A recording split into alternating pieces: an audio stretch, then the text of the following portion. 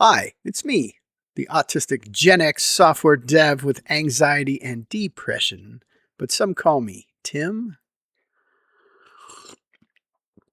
Somebody said they thought it would be weird if I did my videos and I didn't have a cup of coffee I took a sip from, which makes it very difficult to, if I can't film it in the morning, how am I going to film it? Do I have to get coffee? Do I have to get a cup of water or ginger ale and pretend it's coffee? I mean, I guess I could do that. I mean, that would be fun.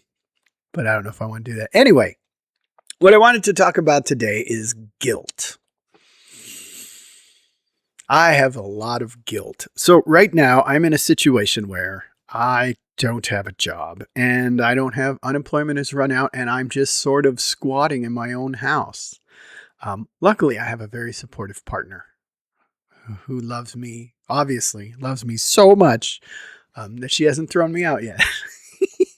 um, So here I am every day. I wake up and I have nothing to do. Like really, you know what I mean? I don't have I don't have anything to do. I don't have anything that people are waiting for. Um yes, I have chores around the house, and if I don't do them, my wife will throw things at me. But I do them. Um you know, and that's not something to do. That's just chores of living. You paint the Golden Gate Bridge to keep it from rusting, and when you're done, you go back and start again, and you just keep doing that or it'll fall apart. Those are the chores that I'm doing. This is not something that is changing the world or anything. So why do I have guilt? If I wake up and I could do anything and I just sort of sit here. I do this a lot. I'm not sure what's going on. I think part of it is this is going to just go all over the place, and I apologize right now. So if you want some sort of a structured TED talk, go to TED. Like you ain't getting that here. When I think about doing something now, all right, let me back up. I'm starting to tell a story like Josh Johnson, where I'm just like, all right. And then, but I don't have an audience to laugh, so I'm not sure when it's funny. Oh man, I should film in front of a live studio audience. This is what it's like to be in my head, by the way. I take leaps of like 6 steps to get to, I don't even know. It's tough. Staying on task. Okay, so long ago, before I was diagnosed with depression, before I know I had autism, when I was just a weird person, I would get extremely into things, like extremely. Even when I was a kid, like, I discovered magic. I saw Doug Henning on TV, which, by the way, I mean, he's the reason why a lot of magicians here are magicians. At least from my generation. Yeah, there were other magicians, and David Copperfield was the biggest, but I think Doug Henning was the one that look it up. It's some cheesy 70s shit, man, but he was the shit back then. It was amazing. You've never seen magic on TV before. It was crazy. Anyway, so I saw that. I saw David Copperfield. I want to be a magician. That's what I want to do with my life. And then I got some books and I practiced magic and I learned magic for years. This is all I did. From age 8 to probably 15, all I did was magic. That was my favorite thing. While doing that, I also discovered the piano, which then sucked me in also. The reason I didn't do piano is because we didn't have one. I mean, if I could have started playing piano like for real when I was a kid, my life would be different. I'd be a virtuoso pianist, but that didn't work out.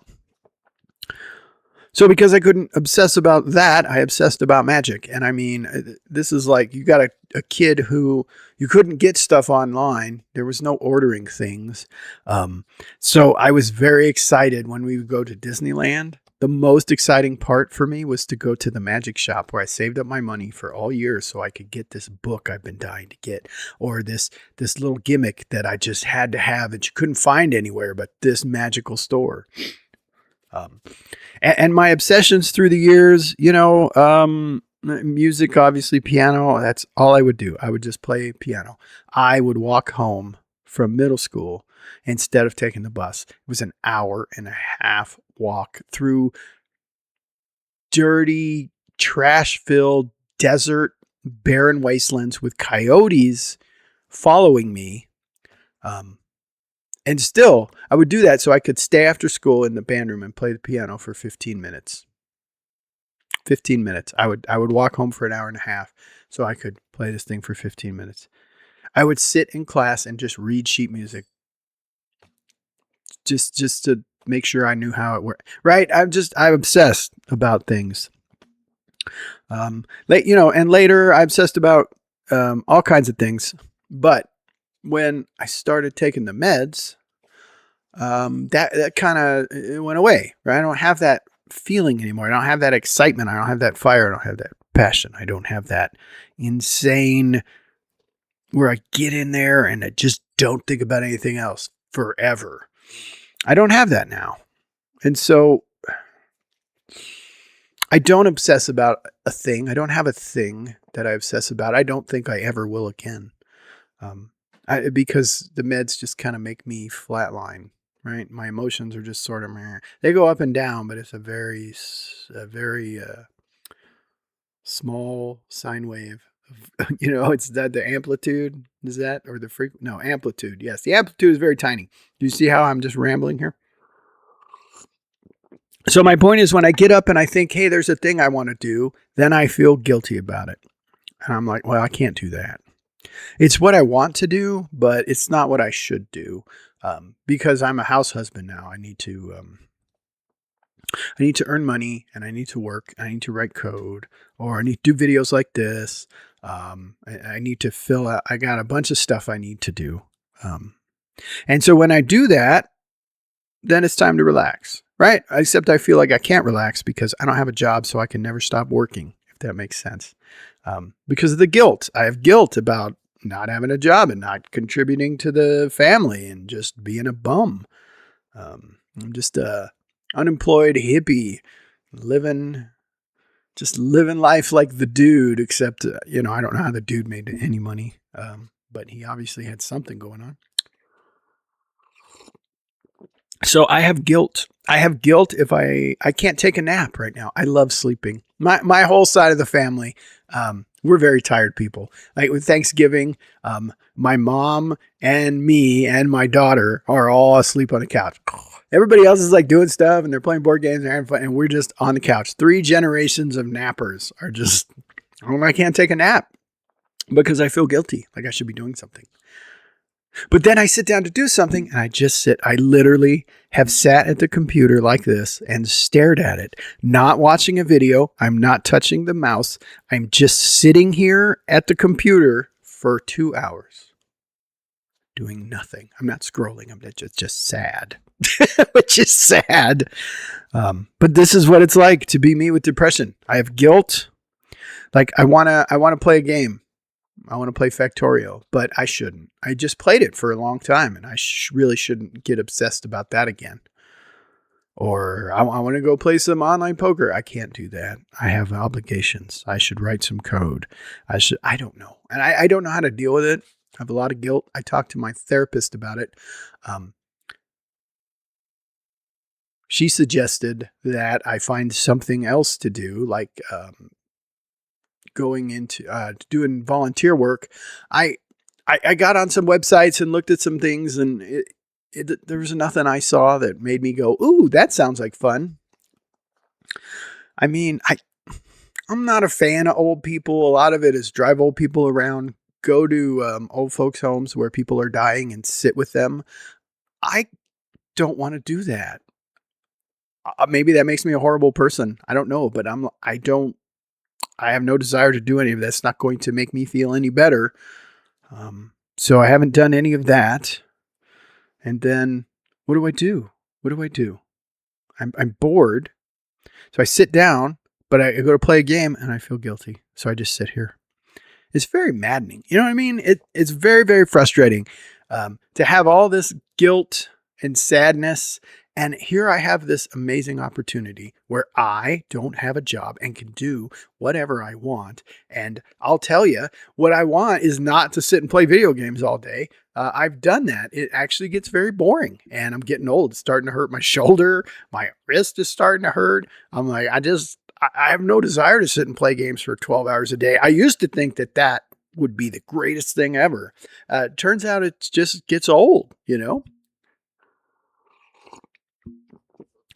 And so I try writing code and I do a bunch of stuff, but then for whatever reason now I find a thing where I'm like, I think I'm going to get obsessed about it. And I stop myself and I don't go there because that's not what I should be doing. It's just what I want to do. I should be trying to like grow my channel, make a living. I don't know. I don't know how to do this. I had a job. I've always had a job. Like, I mean, when I was little, I would go to my mom's work and work there, and she would pay me a wage, like whatever, $3 an hour or something, right? She paid me more than I should have earned, but I would go to work. Me and my grandma would go to, it was a print shop, and we would, back in the day, you had to hand collate, and they had machines, but they weren't very good. And cut paper. I mean, just, it was work. It was like very repetitive, like working in a factory, basically. And I was doing that when I was like 12, and I got a paper route, and I did that. And then I would go and help my parents with a wood business, and we'd load wood in the evenings and go deliver it. And I would work all summer at the print shop. I mean, I've had a job, worked at a hardware store when I was in high school. And then I joined the Army right out of high school. And then after I got out, it wasn't really a job, but it was, because I was getting the GI Bill and I was going to college, and I was, I was making money. That was what I was doing. And then that was more like a job than a job. And then once I got my associates, I got a job. I kept working and got my bachelor's, and I have never not been employed before. The last time I got laid off, I got another job before the unemployment ran out. So I felt like with the unemployment, even though I'm not working, I'm working. You know what I mean? I'm bringing money in. I'm doing something. I'm contributing. When it ran out. Now I just feel sort of like a fish out of water, just flopping around. I don't know what I'm supposed to be doing with myself. And when I think I found something, I have guilt. And so this is where we are. This is more therapeutic for me. This talk, my crappy TED talk that's all over the place and I could never recreate. I couldn't give this talk again because I don't even remember what I said in the beginning. But this is where my head is. So what I'm trying to do right now to grow the channel is I am making thumbnails now, and I'm going to update all my videos with thumbnails, and I'm going to start posting on other social media and see how that goes. Maybe between doing that and doing all the other stuff that I got to do, I can do it and then feel better about myself so I can actually maybe have some fun, maybe relax and not feel guilty about it. Because I'll tell you, relaxing is not really relaxing. It's just sort of like praying in church. Looks like you're not doing anything, but it's very stressful. And that's it. So do all the things for the algorithm. Until next time, peace.